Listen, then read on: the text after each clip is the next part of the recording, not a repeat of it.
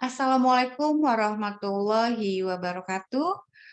Perkenalkan nama saya Selviana Badawi, jurusan Manajemen Bisnis di Universitas Mercubuana. Kali ini saya akan menjelaskan tugas besar satu dari mata kuliah Pendidikan Anti Korupsi dan Etik UMB. Pengertian pendidikan anti korupsi. Pendidikan anti korupsi adalah program pendidikan tentang korupsi yang bertujuan untuk membangun dan meningkatkan kepedulian warga negara terhadap bahaya dan akibat dari tindakan korupsi.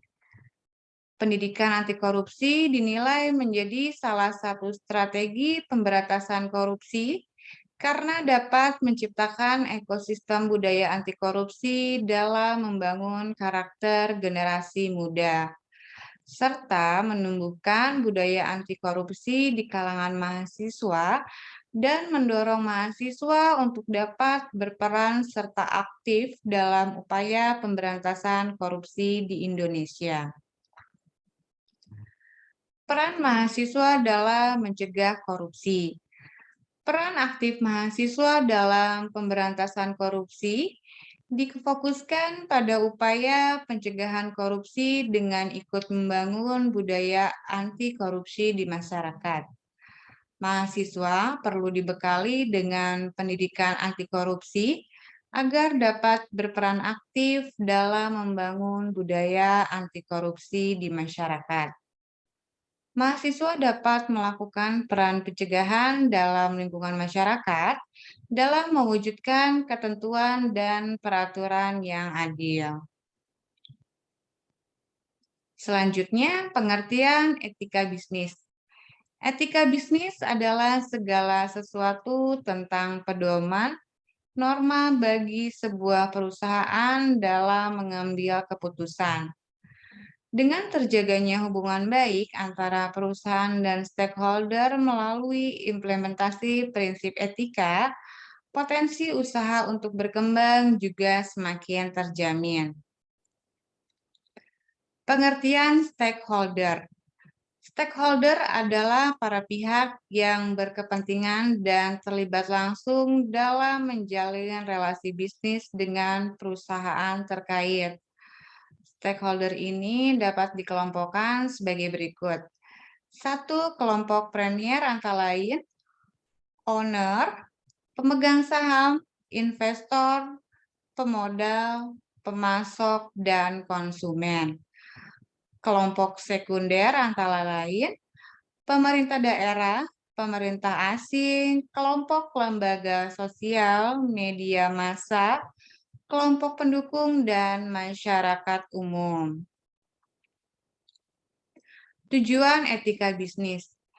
Etika bisnis bertujuan untuk memberikan dorongan bagi kesadaran moral dan memberikan batasan bagi para pengusaha atau pebisnis untuk dapat menjalankan bisnis secara adil dan jujur, serta menjauhi bisnis penipuan yang merugikan banyak orang atau pihak yang memiliki keterikatan.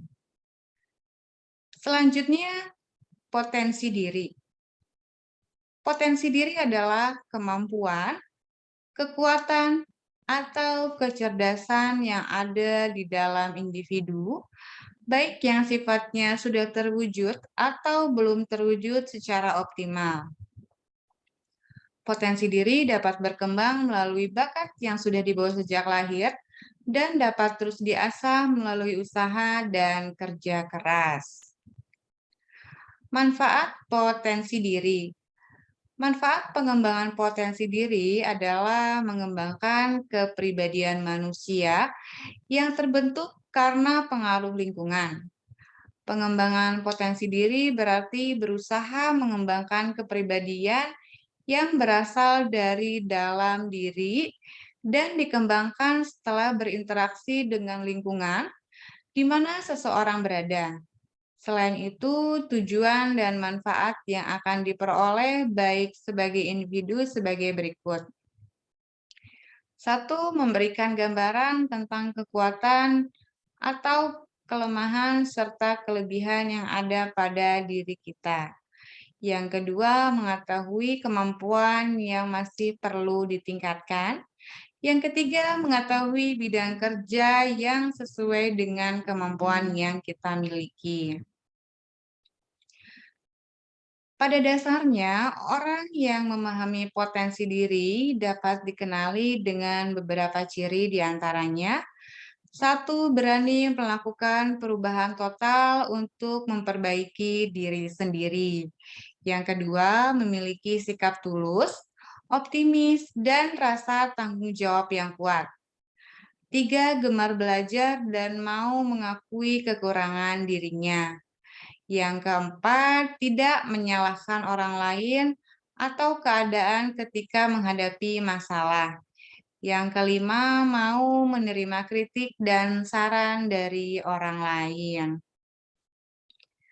Selanjutnya, pengertian komunikasi efektif. Komunikasi efektif adalah komunikasi yang mampu menghasilkan perubahan sikap pada setiap orang lain yang bisa terlihat dalam proses komunikasi. Tujuan komunikasi efektif adalah memberikan kemudahan dalam memahami pesan yang disampaikan antara pemberi informasi dan penerima informasi, sehingga bahasa yang digunakan oleh pemberi informasi lebih jelas dan lengkap, serta dapat dimengerti dan dipahami dengan baik oleh penerima informasi atau komunikan. Manfaat komunikasi efektif. Banyak manfaat yang dapat diperoleh dengan berkomunikasi secara baik dan efektif, di antaranya: satu, tersampainya gagasan atau pemikiran kepada orang lain dengan jelas sesuai dengan yang dimaksudkan. Yang kedua, adanya saling mengerti antara komunikator dan komunikan dalam suatu permasalahan, sehingga terhindar dari salah persepsi. Yang ketiga, menjaga hubungan baik dan silaturahmi dalam suatu persahabatan, komunitas, atau perkumpulan. Selanjutnya, pengertian berpikir positif oleh para ahli. Berpikir positif menurut Andrea juga diartikan sebagai sikap mental yang melibatkan proses memasukkan pikiran, kata-kata, dan gambaran yang konstruktif bagi perkembangan pikiran.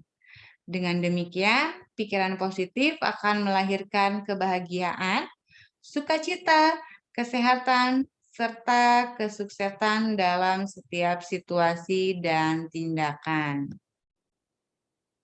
Efek berpikir positif.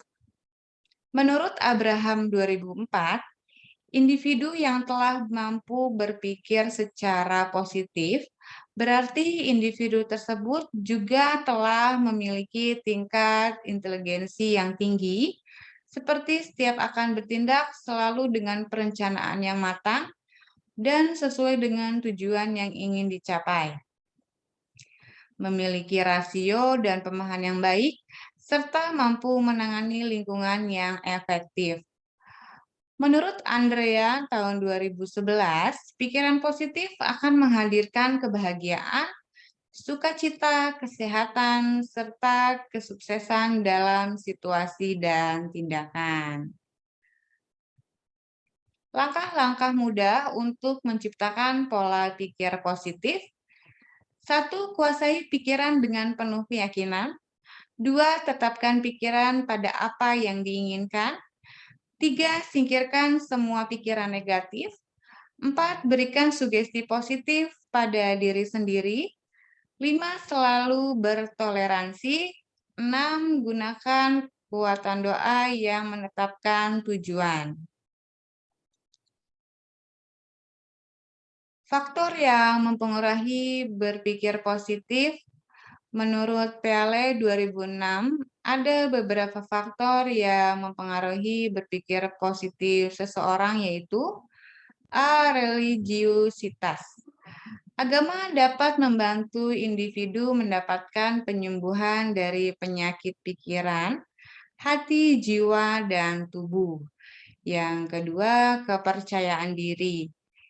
Individu yang mampu mempercayai dirinya sendiri dapat dengan mudah berpikir positif terhadap kondisi yang sedang dihadapinya. Yang ketiga, dukungan sosial. Sekian dan terima kasih. Mudah-mudahan tugas besar ini bermanfaat bagi saya khususnya dan rekan-rekan yang membacanya. Terima kasih. Wassalamualaikum warahmatullahi wabarakatuh.